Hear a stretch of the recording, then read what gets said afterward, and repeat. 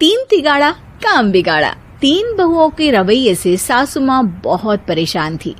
दरअसल बात ये थी कि तीनों बहुओं में किसी बात को लेकर अनबन हो गई थी। तब से ही तीनों एक दूसरे से मुंह फुलाए रहती थी।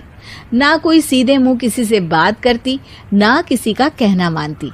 पड़ोसी भी इस बात को जानते थे और जाने कैसे कैसे बातें भी करते। इसीलिए सासू माँ ने तीनों बहुओं को तुरंत अपने कमरे में बुलाया। मैं कई दिनों से देख रही हूँ, तुम तीनों अलग अलग सारे काम कर रही हो।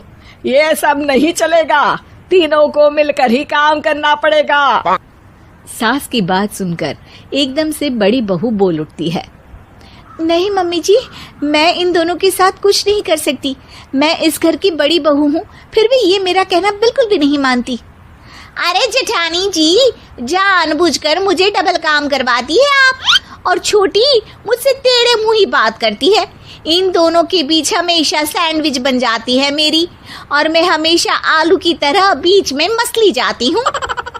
मम्मी जी, इन दोनों को लगता है कि मैं छोटी हूँ तो इनके पैरों तले दब जाऊंगी, लेकिन नहीं, मेरा भी उतना ही अधिकार है जितना इन दोनों का है।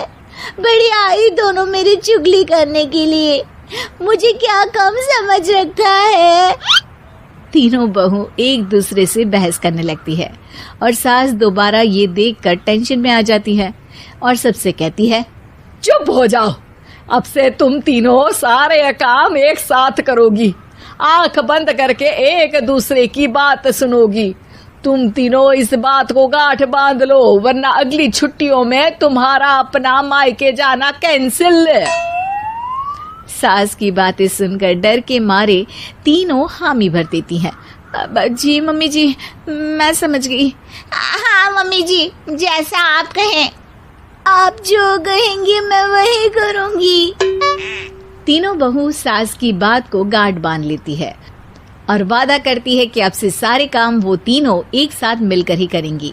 ये सब देखकर सास खुश हो जाती है और वहां से चली जाती है। नीचे जाकर वो देखती है कि घर में शर्मा जी आए हुए होते हैं। सास जोर से आवाज लगाकर कहती है, अरे बहू, जरा चाय बनाकर तो लाना, शर्मा जी आए हैं।